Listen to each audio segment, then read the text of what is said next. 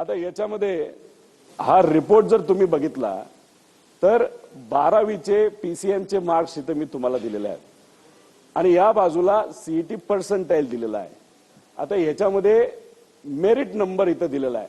आता merit number मध्ये तुम्ही जर बघितलं तर पर्सेंटाइल जबरदस्त आहे, पण 12th पीसीएमसी मध्ये इथं मार्क्स जर बघितले कोणाला आता दोन उदाहरण घेतो की रँक 21 12वीला 50%, रँक 47 12ला 46% आणि 100 पर्सेंटाइल आले। तुम्ही म्हणाला असं होऊ शकतं, लोक 12वीत लक्ष घालत नाहीत, डायरेक्ट सीईटीचा अभ्यास करतात।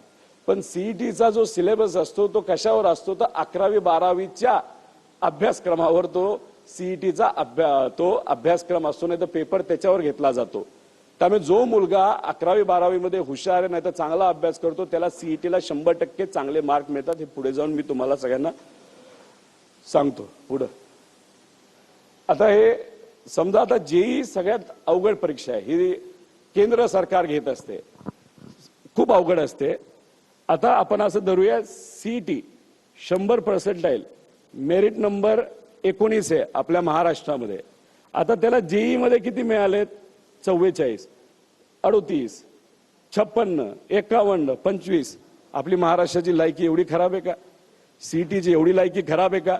अरे कुठेतरी जर जेईला 80 इथं 100 असतील आपल्याला तर जेईई मध्ये 80 तरी असावे, 75 तरी असावे। पण त्या कॉम्पिटिटिव्ह एक्झाम मध्ये जेईई मध्ये 44 पडतात, इथं 100 पर्सेंटाइल पडतं। हे काय गणित तिथं बसत नाही। पुढे आता हे 10वीचं दाखवलंय, 12वीचं दाखवलंय आणि सीईटी पर्सेंटाइल आणि 10वीचे मार्क्स इथं दाखवलेले आहेत। म्हणजे एखादा मुलगा खरंच हुशार असेल तर त्याला सीईटी मध्ये चांगले मार्क मिळतातच। पुढे हे मी तुम्हाला एक आता मॅथ्स किती कुणी हुशार असेल तो मॅथ्सची जर परीक्षा 10वी 11वी 12वीची देणार असेल, पेपर देत असताना तो मनापासूनच पेपर लिहित असेल, मॅथ्स चांगला असेल, 11वीला चांगले मार्क मिळणार, 12वीला चांगले मार्क मिळणार आणि त्याला फायनली सीईटीला पण तेवढेच मार्क मिळणार। हे मी नाही म्हणत, हा याच्या आधीचे आकडे त्याच्यामध्ये तुम्हाला सांगू शकतात। त्यामुळे इथं जे आहे मॅथ्स मध्ये त्याला इतके कमी मार्क्स मिळालेले आहेत, 12वीला पीसीएम मध्ये असे मार्क्स मिळालेत आणि सीईटी पर्सेंटाइल एवढं तिथं मिळालंय। आता ह्याचं खरं गुपित काय आहे हे पुढे मी जे आपल्या सर्वांना सांगणार आहे ते बघितल्यानंतर तुमचे डोळे हे कुठेतरी पांढरे होतील अशी त्या ठिकाणी परिस्थिती आहे। पुढे घ्या।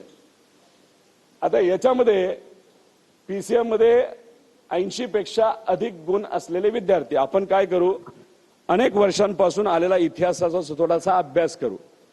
2020 मध्ये 100 विद्यार्थी जर मेरिट लिस्ट मध्ये असतील, फर्स्ट टू 100 हे मेरिट लिस्ट होल्डर आहे, त्याच्यातले किती लोकांना 80 पेक्षा जास्त होते तर 98% म्हणजे 98, 100 पैकी 98 लोक।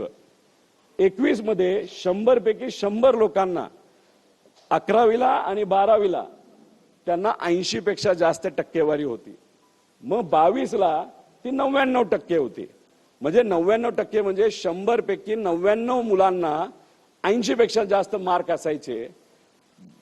गफलत कुठं झाली ही 23 पासून सुरू झाली, जेव्हा 100 पैकी 88 लोकांना फक्त 80च्या पुढे मार्क्स होते।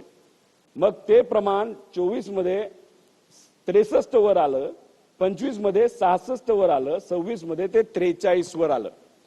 मग आम्ही म्हणलं की अरे बाबा 23 मध्ये असं काय गडबड झाली, याच्या खोलात आपण जाऊ, कारण का हे आकडे पडत चाललेले आहेत।